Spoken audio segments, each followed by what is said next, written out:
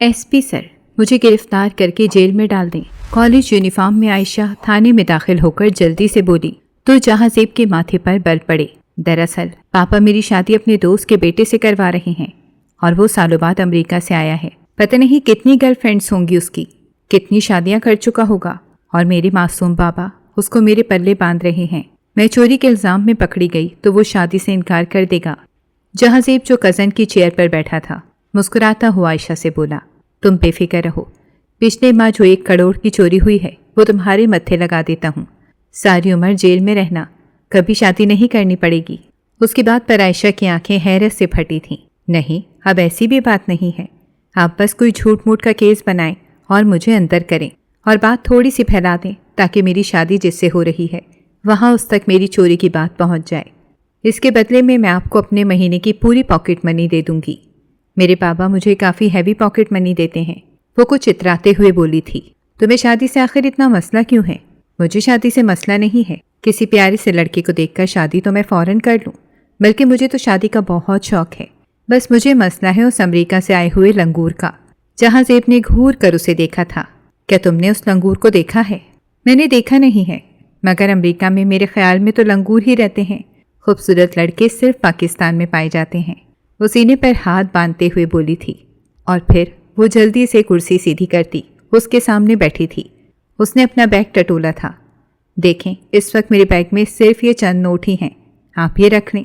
इसके बाद मैं आपको बाकी पैसे भी दे दूंगी। मगर मैं कैसे मान लूँ कि तुम मुझे पैसे दे दोगी? ओह हेलो, आयशा सुहेल की फितरत में झूठ बोलना बिल्कुल भी नहीं है, मगर मैं कैसे मान लूँ? हो सकता है बाद में तुम मुकर जाओ।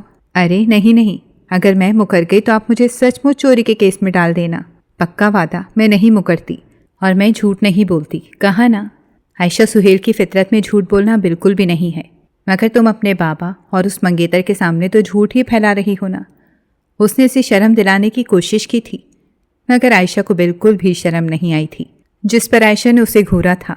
अच्छा सॉरी, वो फौरन माजरत कर गया था। देखो, तुम्हें 1 करोड़ वाली चोरी अपने सर लेनी होगी। तुम फिक्र नहीं करो, पुलिस तुम्हारे साथ मुकम्मल ताउन करेगी। और समझो, तुमने अपना जुर्म कबूल कर लिया है और तुम्हें बंद कर दिया गया है। अरे ऐसे कैसे? वो घबराई थी। देखो, ये थाना है, सबके सामने हमें हकीकत का ड्रामा करना होगा, वरना यहाँ तुम्हें सबको अलग अलग रिश्वत देनी होगी। मैं कांस्टेबल को बुलाता हूँ। हवलदार। जहांजेब ने ऊंची आवाज़ में हवलदार को पुकारा था। ये मैडम को जेल में डाल दो। उन्होंने पिछले महीने जो 1 करोड़ की चोरी हुई है एतराफ़ कर लिया और हवलदार आगे बढ़ा था। मैम आइए प्लीज़। और वो भी चुपचाप उसके साथ आगे चलने लगी थी। वो जैसे ही केबिन से निकली थी, जहांजेब का दोस्त उस्मान अंदर आया था। अरे, ये लड़की कौन है? तुम्हारी होने वाली भाभी, वो बेसाख्ता बोला था। क्या बकवास कर रहे हो? मेरी भाभी? और ये तुम मेरी कुर्सी पर क्यों बैठे हो? उठो, अपनी कुर्सी पर इतराओ मत। इसी कुर्सी पर बैठकर मैंने तुम्हारी भाभी को जेल भेजा है। क्या मतलब है? क्या बात कर रहे हो? मैं कुछ समझा नहीं। और जहांजेब ने हंसते हुए उस्मान को सारी बात बताई थी। अब तुमने एक कॉल करनी है सुहेल अंकल को और दूसरी कॉल मुझे करनी है, मगर अभी कॉल मत करना, थोड़ा मुझे इसे तंग करने दो। क्या मतलब है? मैं पूरी रात तुम्हारे थाने में स्टे करने वाला हूँ। सोचना भी मत, मैं अभी थोड़ी देर तक घर जाने वाला हूँ। नहीं, तुम्हारी अभी ड्यूटी ख़त्म नहीं हुई, बल्कि पूरी रात हम दोनों यहीं रहेंगे। जहांजेब, इसमें बहुत ख़तरा है। कोई ख़तरा नहीं है यार, मेरे लिए तुम इतना भी नहीं कर सकते। प्लीज़ ना, मान जाओ प्यारे भाई। वो इसकी थोड़ी पकड़ते हुए मिन्नत भरे लहजे में बोला था। यार, बिल्कुल लड़कियों वाली हरकतें हैं तुम्हारी। वो उसके हाथ से अपनी थोड़ी छुड़वाता हुआ उसे झटकते हुए दूर करता बोला था। इसकी बात पर जहांजेब ने उसे आंख मारी थी। सब चले गए थे। कांस्टेबल हैरान था कि उसका ये बॉस और इनका दोस्त क्यों रात आज यहाँ रुकने वाले थे। उन्होंने खाना भी यहीं पर मंगवाया था। प्लेट बनाकर जहांजेब खाना लेकर आयशा के पास गया था, जबकि आयशा की हालत तो गैर हो रही थी। वो यहाँ इसको देखते ही उस पर झपटी थी। देखो, मुझे यहाँ से निकालो, यहाँ बहुत गर्मी है और कितने मच्छर हैं यहाँ। आयशा की हालत तो सच में ख़राब हो रही थी। जहांजेब खुद भी डर गया था। वो इसे लेकर अपने दोस्त के केबिन में आ गया था। उस्मान सिविल वर्दी में था, इसीलिए इसे पहचान नहीं सकी थी। ये मेरा दोस्त है, इसे मैंने बुलाया है अपनी कंपनी के लिए। तुम्हें आज रात यहीं रुकना होगा, सुबह तुम्हें जेल भेज देंगे। नहीं, मुझे नहीं आज रात यहाँ रुकना, मुझे घर जाना है और मेरा सामान कहाँ है? आपका सामान तो मैंने हवलदार को दे दिया और वो तो अब थाने में जमा हो चुका है। आपके बाबा को सुबह कॉल जाएगी। कल इतवार है, कल अदालत से छुट्टी है और अगर फिर हो सका तो आपके बाबा सोमवार तक आपकी ज़मानत करवा लेंगे। और वो आंखें फाड़ उसे हैरत से देख रही थी। नहीं नहीं, आप ऐसा कैसे कर सकते हैं? मैंने कहा था ये झूठ मूठ कर ड्रामा करना है। आपने मुझे सच में फंसा दिया है। देखो, अब भीगी बिल्ली बनने का कोई फ़ायदा नहीं है। यहाँ तो बड़ी शेरनी बन के आई थी, अब क्यों भीगी बिल्ली बन रही हो? और अगर तुम लड़कियों में इतनी हिम्मत ही नहीं होती तो करती क्यों हो ऐसे एडवेंचर्स? मैं तो पहले ही कहता हूँ लड़कियाँ बुज़दिल होती हैं। वो दोनों दोस्त एक दूसरे को देखते हुए बोले थे और यहाँ पर आयशा की अना को चैलेंज किया था। वो अपनी इज्जत की खातिर जान दे देती मगर पीछे ना हटती। ऐसा है तो ठीक है, मैं जेल जाने के लिए भी तैयार हूँ।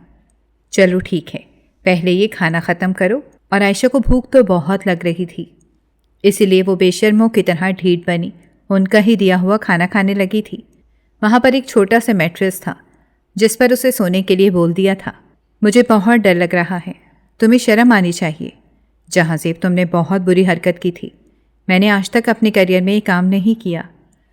मैंने कहा ना कुछ नहीं होता, तुम्हारी भी कोई ज़िंदगी है। यह एडवेंचर तुम्हें सारी ज़िंदगी याद रहेगा, मगर इसमें ख़तरा बहुत है। उस्मान भी डर रहा था।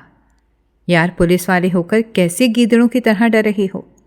मैं पुलिस वाला हूँ, इसीलिए डर रहा हूँ, क्योंकि एक छोटी सी गलती भी मेरे लिए बहुत बड़ी सज़ा बन सकती है। तो लानत भेजो सज़ा पर, और मैं हूँ ना, कुछ भी नहीं होगा। आयशा घर नहीं गई थी। उसके बाबा तो उसे फ़ोन कर करके पागल हो रहे थे। उन्होंने इसकी सारी दोस्तों से पूछा था मगर किसी को कुछ भी पता नहीं था। उन्होंने इसको फ़ोन पर कॉल्स की मगर फ़ोन हनूस बंद था। सुबह 7 बजे वो खुद ही थाने आने ही लगे थे जब SHO उस्मान ने इन्हें कॉल की थी और सारी सूरत हाल से आगाह किया था। उस्मान ने इनको वही सब बताया था जो जहाँज़ेब ने कहा था। वो तो अंधाधुंध भागे थे। आप पागल हो गए हो? मेरी बेटी को आपने कैसे जेल में डाल दिया और फिर पूरी रात बंद रखा? वो तो SP उस्मान पर झपट पड़े थे मगर जहाँज़ेब ने इनको ठंडा किया था। अंकल, ये मेरे दोस्त हैं, आप फिक्र नहीं करें, सब ठीक है। FIR दर्ज नहीं हुई अभी। और अब इनको आयशा खुद कह रही है जबकि उसने चोरी की है, तो अब क्या कर सकता हूँ? तो अब ये क्या कर सकता था? मैंने बात कर ली है, आप आयशा को ले जाइए। एक लेडी कांस्टेबल आई थी, उसके साथ SP उस्मान ने सुहेल साहब को भेजा था और आयशा को पहले ही जहाँज़ेब ने जाके बता दिया था कि उसके बाबा आने वाले हैं। सुहेल साहब आयशा का हाथ पकड़े जेल से निकालते हुए बाहर ले गए थे। वो अपनी गाड़ी में बैठकर घर चले गए थे जबकि आयशा ड्राइवर के साथ दूसरी गाड़ी में बैठकर आई थी। सुहेल साहब बहुत गुस्से में थे। उन्होंने ड्राइवर से कहा था कि आयशा को मेरे कमरे में भेज दो। वो डरते डरते घर के अंदर दाखिल हुई थी। उसमें हिम्मत नहीं थी कि बाबा के कमरे में जाती, मगर मरती क्या न करते, अपने बाबा के कमरे तक आ गई थी। वो इसे देखते ही धाड़े थे। ये क्या हरकत थी आयशा? आई एम सॉरी बाबा, वो मिनमिनाई थी। कब की तुमने चोरी? 1 करोड़ की? और इतनी बड़ी बेवकूफ़ी क्यों की तुमने? मुझे बताओ, मैं सब जानना चाहता हूँ। बाबा, वो मैंने झूठ बोला था। मगर क्यों? वही तो मैं जानना चाहता हूँ। तुमने ये झूठ क्यों बोला? क्यों पूरी रात तुमने थाने में काटी?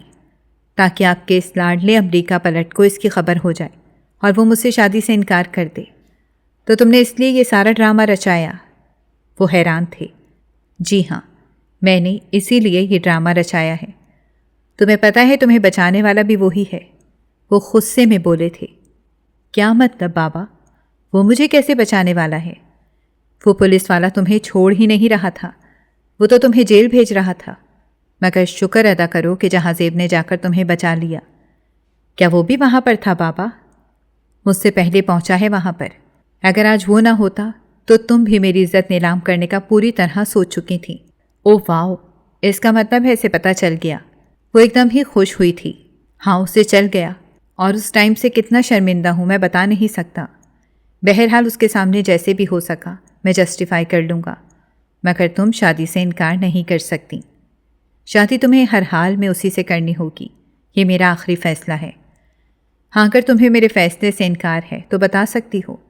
बाबा, मुझे आपके फ़ैसले से इनकार नहीं है, मगर मैं किसी बाहर वाले से शादी नहीं करना चाहती। बेटा, उस बाहर वाले पर ही मैं आंखें बंद करके एतबार कर सकता हूँ। यहाँ ऐसा कोई नहीं है जिस पर मैं तुम्हारे मामले में एतबार कर सकूं। मेरी बात समझ क्यों नहीं रही?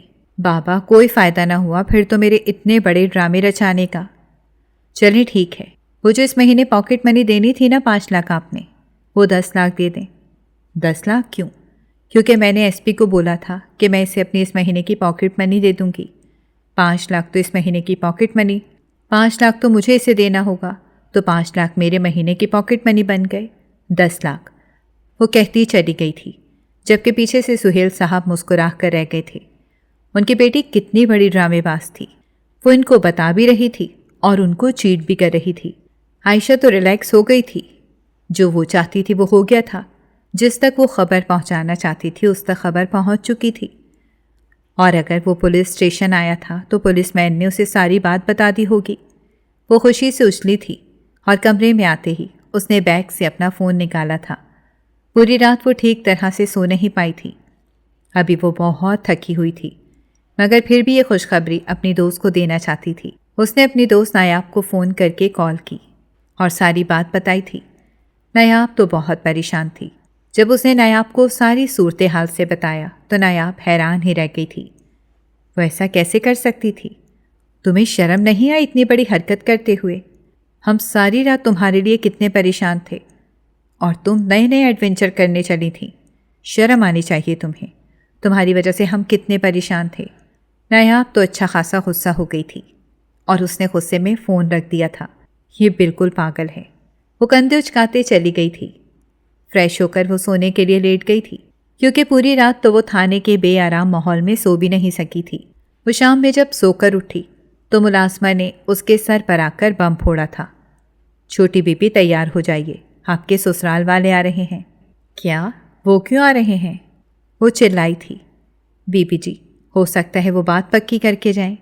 मुलाजमा चली गई थी। इतना कुछ हो जाने के बाद वो बात क्यों पक्की करने आ रहे हैं? वो खुद कलामी करते हुए बड़बड़ाई थी। तभी उसके बाबा अंदर आए थे। बेटा, उन लोगों को आपके इस एडवेंचर से रत्ती बराबर भी फ़र्क नहीं पड़ा, इसलिए बहाने छोड़ो और जल्दी से अच्छे से तैयार होकर आ जाना नीचे। फ़हीम भाई और फ़राह आपा तुम्हारा इंतज़ार कर रहे हैं। और वो ना चाहते हुए भी मुंह बनाती नीचे आ गई थी। फ़राह बेगम ने उसके हाथ में अंगूठी पहना दी थी। भाई साहब, हम तो पूरा धूमधाम से फंक्शन करना चाहते थे, मगर आप ही हमें इजाज़त नहीं दे रहे। चलो कोई बात नहीं, हम शादी तो धूमधाम से कर लेंगे। और वहीं पर ही वो लोग शादी की डेट भी फाइनल करके चले गए थे। आयशा ने तो उनके जाते ही अपने बाबा से खूब लड़ाई की थी।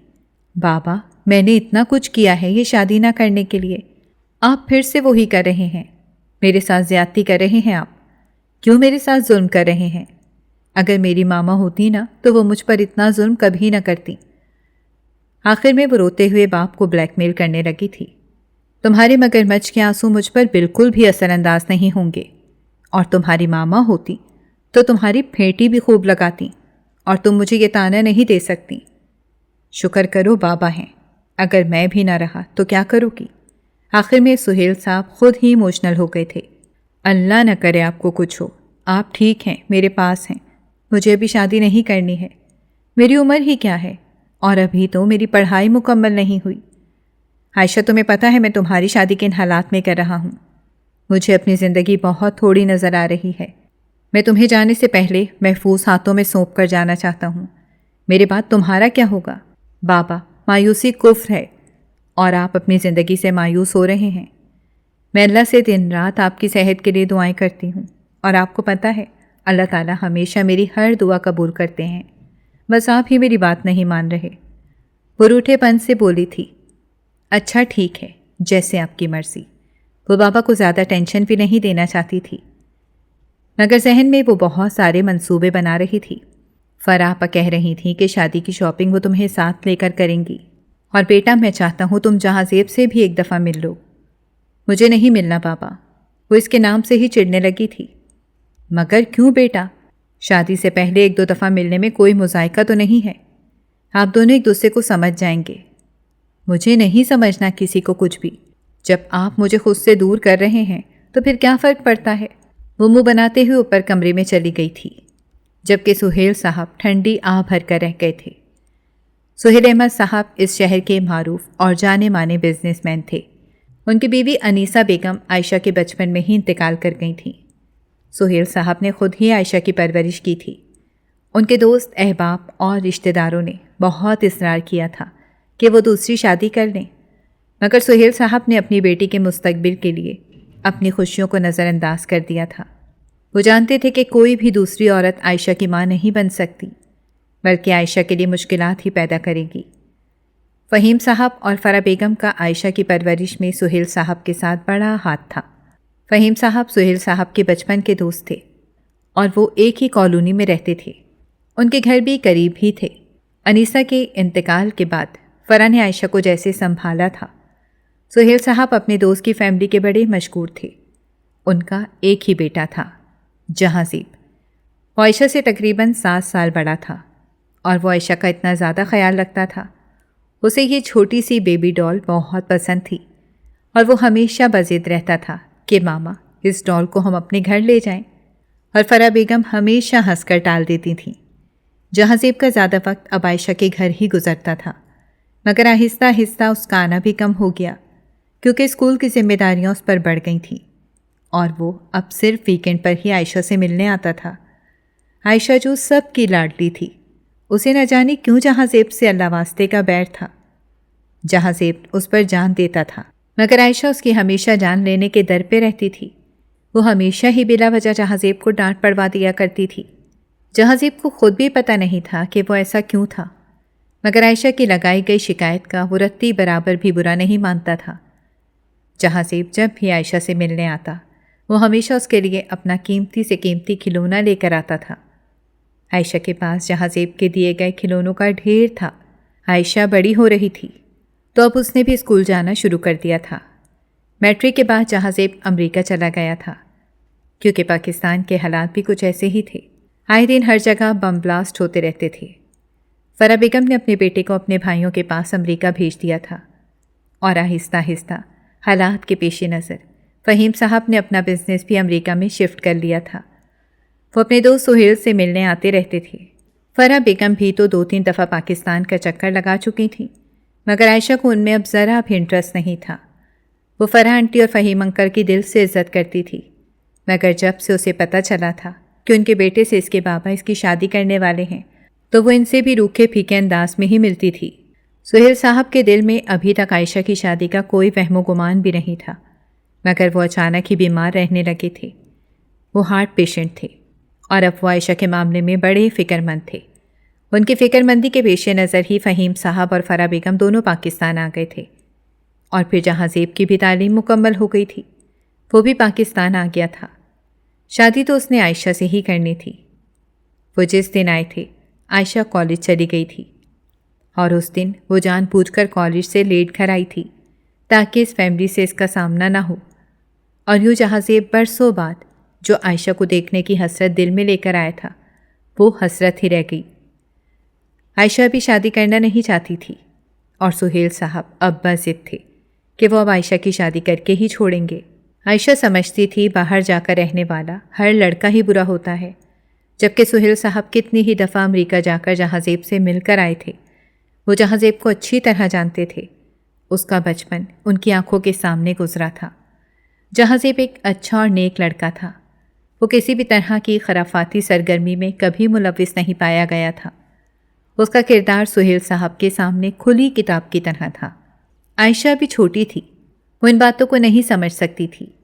उसे जो नज़र आ रहा था वो सिर्फ वही देख रही थी, मगर सुहेल साहब उनसे कहीं बढ़कर सोच रहे थे।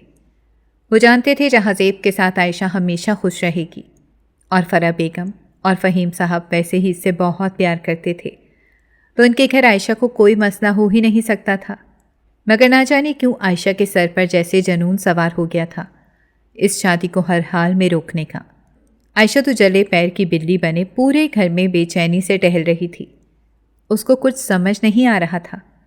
उसने अपने दोस्त को फ़ोन किया था। नायाब तो उसकी शादी का सुनकर एक्साइटेड हो गई थी। दफ़ा हो जाओ, मैं इतनी परेशान हूँ और तुम्हें शादी की सेलिब्रेशन की पड़ी हुई है।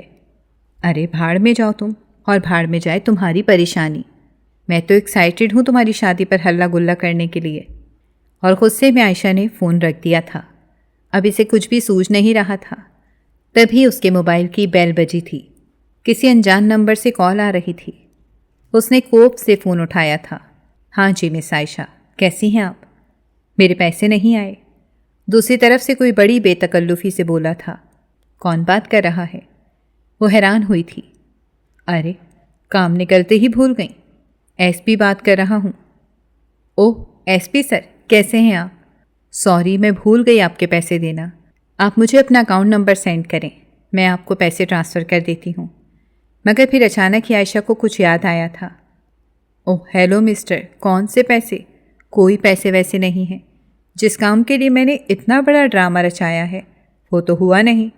न जाने आपने इन लोगों के सामने क्या बोला कि वो अभी भी शादी से इनकार करने के बजाय मेरे हाथ में मंगनी की अंगूठी पहना गए हैं और शादी की तारीख भी पक्की कर गए हैं।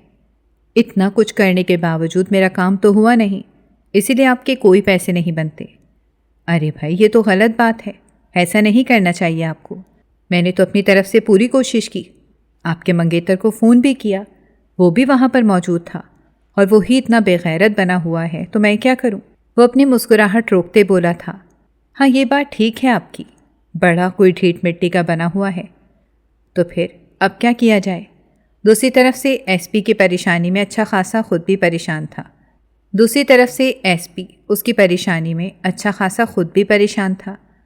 आप बताएं मैं क्या करूं? मैं खुद इतनी परेशान हूं। वो मुंह बनाते बोली थी। मेरे पहले काम के पैसे मुझे दें, दूसरे काम के लिए फिर कुछ सोचते हैं। और तभी आयशा को एक आइडिया आया था। अच्छा ठीक है, मैं आपके पैसे दे देती हूँ और अगले काम के इसके अलावा दूंगी, मगर आपको मेरा एक और काम करना होगा। वो हैरान हुआ था, अब इससे कौन सा काम करवाने वाली थी। आप ऐसा करें, मेरे मंगेतर को उठवाएं और पुलिस स्टेशन में ले जाकर इसकी अच्छी तरह छितरोल करवाएं और फिर उससे कहें कि वो रातों रात वापस चला जाए अमेरिका, वरना उस पर आप कोई बहुत बड़ा फ्रॉड का केस डाल देंगे। हाँ ये ठीक है, आप प्लीज़ मेरा ये छोटा सा काम कर दें, इसके बदले में मैं आपको पहले से डबल रकम दूंगी। आयशा तो किसी भी तरीके से इस शादी को तुड़वाना चाहती थी। दूसरी तरफ जहाज़ेब हैरान रह गया था। मुझे समझ नहीं आती आपको इस बेचारे मासूम पर इतना गुस्सा क्यों है? अरे वो कोई मासूम नहीं है, मैंने बताया ना, एक नंबर का फ्रॉडिया है। ये बाहर वाले लोग ऐसे होते हैं, मगर बाहर वाले लोगों से आपको इतनी चिढ़ क्यों है? ये बाहर वाले लोग ऐसे होते हैं, मगर बाहर वाले लोगों से आपको इतनी चिढ़ क्यों है? चिढ़ नहीं, नफ़रत है मुझे। आपको नहीं पता, मेरी दोस्त का बहनोई भी बाहर से आया था। उसने उसकी बहन को इतना तंग किया, अभी तक बेचारी रोती है। उसको पहले साथ ले गया, वहाँ जाकर उसे इतना तंग किया और जब एक बच्चा हो गया तो उसे बच्चे के साथ पाकिस्तान भेज दिया और अब पलटकर पूछता तक नहीं है। वो ना बेचारी उसे छोड़ने के काबिल रही और ना ही रखने के, मगर पांचों उंगलियां बराबर नहीं होती ना। दूसरी तरफ से जहाज़ेब बिला वजह ही उसे जस्टिफाई करने लगा था। आप उसकी इतनी फिक्र क्यों कर रहे हैं? कहीं उसके साथ आप मिले तो नहीं हुए? वो शक्की अंदाज में बोली थी। नहीं, मैं क्यों मिलूँगा? वो कौन सा मुझे कोई पैसे देता है? मुझे तो आपसे पैसे लेने हैं ना, इसलिए मैं तो आपके काम करूँगा। अच्छा बताएं मुझे, मेरे पैसे कब देंगी? ओह मैंने कहा तो है, आप अपना अकाउंट नंबर सेंड करें। नहीं, हम पुलिस वाले अकाउंट्स में रिश्वत की रकम नहीं लेते। तो वो हैरान हुई थी। तो आपको मुझसे मिलने आना पड़ेगा किसी अलग जगह पर। वो जगह मैं आपको बता दूंगा। आपको मेरे बताए हुए वक्त पर पैसे लेकर आना होगा और वहाँ बैठकर हम दूसरे काम के लिए डिस्कस करेंगे, ठीक है? और अब आयशा सोच रही थी कि वो उसकी बताई हुई जगह पर जाए या ना जाए, मगर फिर इसके पास अब आखिरी हल यही था।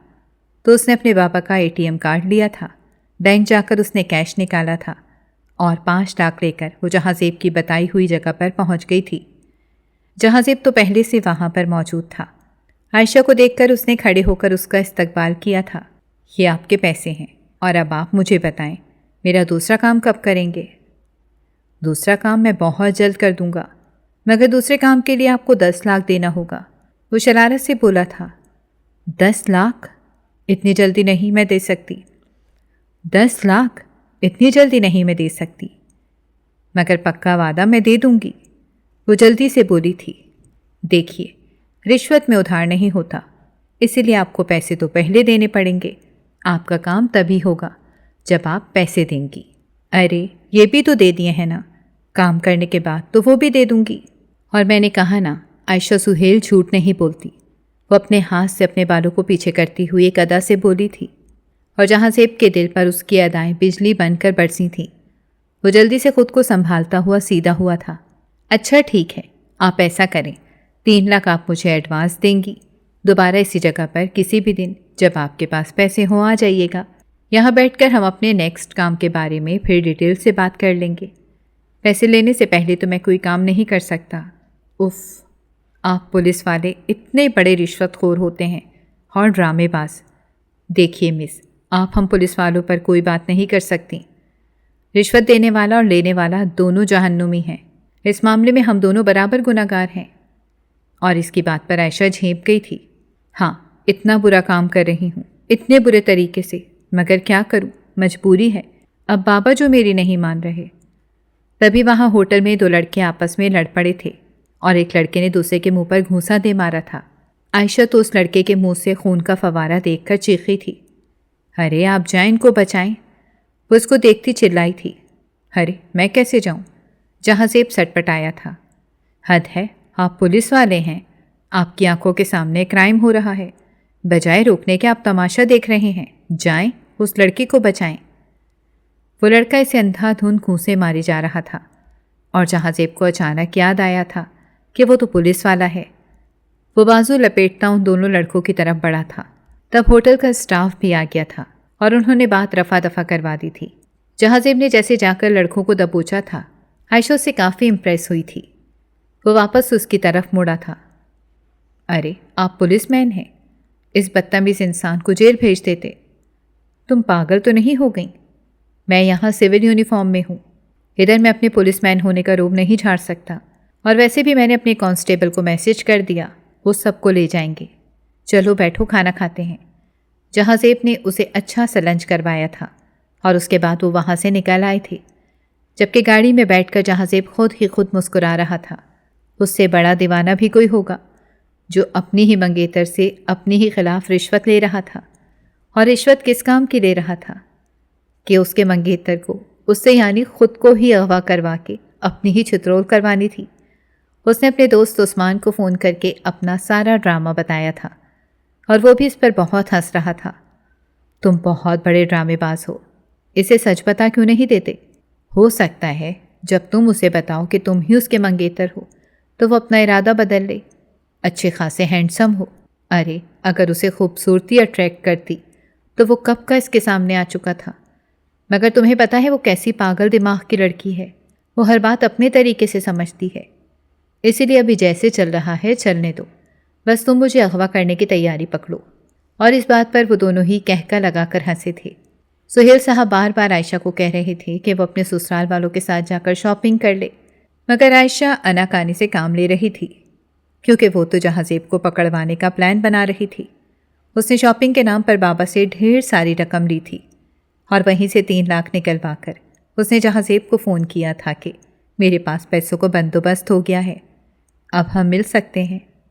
जहाँ ज़ेब तो जैसे उसके फ़ोन का वेट कर रहा था, वो तो सर के बल दौड़ता हुआ आया था और उसके इतने उतावलेपन को आयशा ने कोई और ही रंग दिया था। ये पुलिस वाले भी कितने बड़े रिश्वतखोर होते हैं। पुलिस इधर रिश्वत की बात हुई, इधर फ़ौरन टपक पड़े। देखो, एक तो मैं तुम्हारा काम कर रहा हूँ, ऊपर से तुम मुझे बातें सुना रही हो। भलाई का तो ज़माना नहीं है। ठीक है, जाओ ले जाओ अपने पैसे और मुझे नहीं करना तुम्हारा काम। अच्छा, आई एम सॉरी। उसने फ़ौरन ही माजरत कर ली थी। अब आप मुझे बताएं, मेरा काम कब करेंगे? कब इसको आप उठवा रहे हैं? और इस दफ़ा काम पक्का होना चाहिए। मेरी मंगनी टूट जानी चाहिए। अगर शादी हो गई ना तो मैंने आकर आपका सर फाड़ देना है। वो काफ़ी जज्बाती हो रही थी। अरे काम डाउन, मैंने कहा ना आपका काम हो जाएगा। इस दफ़ा पक्का काम करूँगा। तभी आयशा बैग संभालती उठ खड़ी हुई थी। अरे कहाँ जा रही हैं? बैठे ना, कॉफ़ी मंगवाते हैं। नहीं, मुझे अपनी शॉपिंग करनी है। मेरी दोस्त आ रही है तो बस उसके साथ शॉपिंग का प्लान है। क्या आप अपने इन लॉज के साथ नहीं कर रही शॉपिंग? वो अचानक बोला था और इस बात पर आयशा ने इसे घूरा था, जब मैं शादी नहीं करवा रही तो शॉपिंग क्यों करूं? उन बेचारों के बिला वजह ही पैसे ज़ाया करूं? पहले मेरी वजह से उन लोगों का बहुत टाइम वेस्ट हो जाएगा। वो बुरा सा मुंह बनाते हुए बोली थी। ओह, तो ससुराल वालों पर अब तरस आ रहा है? वो हंसा था। हाँ, तरस तो आ रहा है, बात तो गलत है। वो लोग स्पेशल यहाँ मेरे लिए आए हैं और मैं इन लोगों के साथ ये कर रही हूँ। बात तो बुरी है, मगर अब क्या करें? वो कंधे उचकाते जा चुकी थी, जबकि जहांज़ेब अब अच्छा खासा परेशान हो गया था। उस ड्रामेबाजी के चक्कर में एक तो वो इससे अच्छी खासी रकम हथिया चुका था और ऊपर से अब इसने जो रायता फैला लिया था, अब उसे समेटना मुश्किल हो रहा था। आयशा ने अपना फ़ोन साइलेंट पर लगाया हुआ था और पूरा दिन वो अपनी दोस्त के साथ इधर से उधर लोर लोर घूमती रही थी। जैसे ही वो घर पहुंची तो मुलाजमा ने उसे जो न्यूज़ सुनाई थी वो सुनकर हैरान हो गई थी। बीबी जी, आपके बाबा को हार्ट अटैक हुआ था, इनकी तबीयत बहुत ज़्यादा ख़राब हो गई थी, तो जहांज़ेब सर आए थे और उनको अस्पताल ले गए थे। और आपको तो हमने इतनी कॉल्स की, आपने फ़ोन नहीं उठाया। और वो तो वहीं सब कुछ छोड़ छाड़ अंधाधुन अस्पताल भागी थी। पूरे रास्ते वो रोती हुई आई थी। नायाब ने उसे बहुत मिन्नतों से चुप करवाया था, मगर आयशा के आंसू रुक ही नहीं रहे थे। आयशा, चुप कर जाओ ना प्लीज़। देखो यार नायाब, मैं कितनी बड़ी पागल हूँ। मैं अपने बाबा के मुश्किल वक्त में इनके पास ही नहीं रही। मुझे क्या ज़रूरत थी शॉपिंग पर जाने की? मैं ना जाती। ये सब मेरी वजह से हुआ, तुम्हारी वजह से नहीं हुआ। और अंकल ठीक ठाक हैं, हम जा रहे हैं उनके पास, तुम तसल्ली रखो। और अस्पताल पहुंचकर वो भागते हुए उनके कमरे की तरफ बढ़ी थी।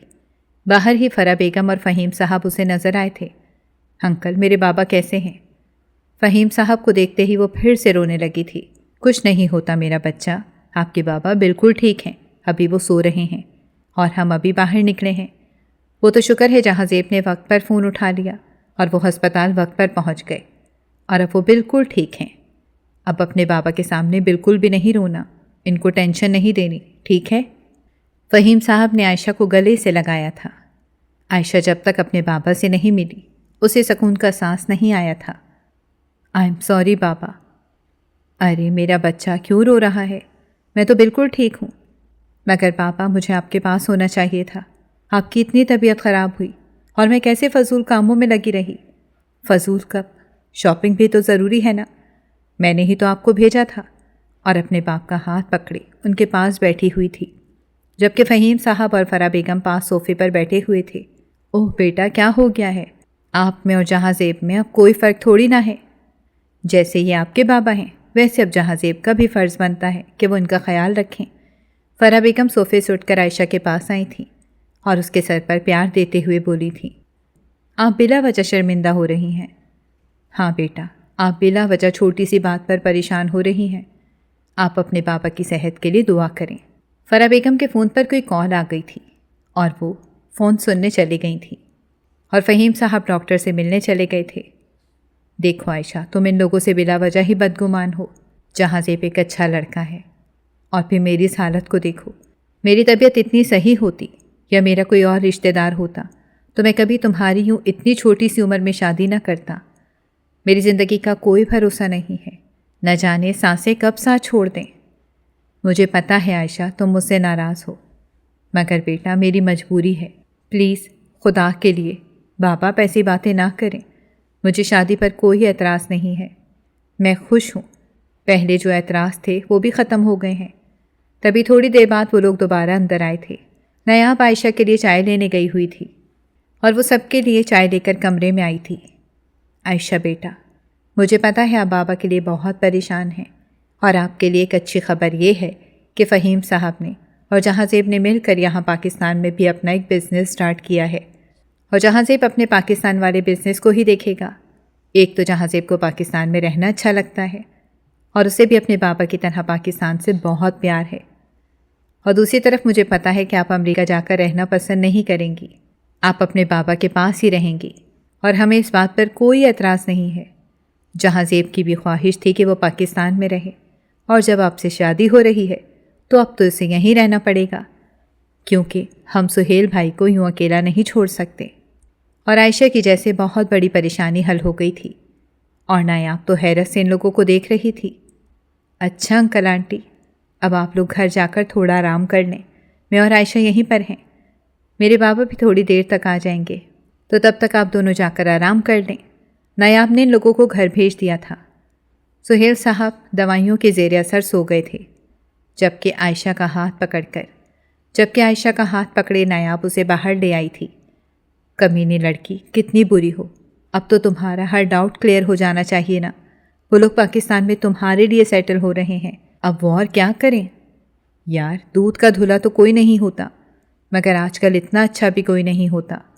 हर इंसान में गलतियां होती हैं, उनमें भी होंगी, और तुम मेरे जीजू की वजह से क्यों इनको इतना टफ टाइम दे रही हो। और आयशा की आंखों से आंसू थे कि रुकने का नाम नहीं ले रहे थे। वो ताज्जुब का शिकार थी और ख़ुद भी शर्मिंदा थी। अभी भी उसके दिल में अपने होने वाले मंगेतर के लिए कोई नरमी पैदा नहीं हो रही थी। बेशक वो इनकी बहुत एहसानमंद थी। देखो, अगर वो बुरा होता तो तुम्हारे लिए इतना कुछ ना करता। अभी तक तो उसने तुम्हें देखा भी नहीं है। उसने देखा है, मैंने नहीं देखा। बचपन में 1-2 दफ़ा मिले थे, उसके बाद नहीं मिले। वो मुंह बनाते हुए बोली थी, और बचपन की मुलाकात को अभी तक नहीं भूला वो। नायाब शरारत से बोली थी, और देखो, पुलिस स्टेशन में भी वो अंकल से पहले पहुंच गया। यहाँ अंकल के पास भी तुमसे पहले वो मौजूद था। और तुम्हारा यही मसला था ना कि तुमने अमेरिका नहीं जाना, तो अब तो यहीं पर रह रहा है। अब मुंह बनाना बंद करो और खुशी खुशी अपनी शादी को एंजॉय करो। और ख़बरदार, जो अब मैंने तुम्हारे मुंह से उसके बारे में एक भी उल्टी सीधी बात सुनी। मगर आयशा को एक नई फिक्र लाहिक थी कि वो तो इसके अगवा के पैसे भी दे चुकी थी।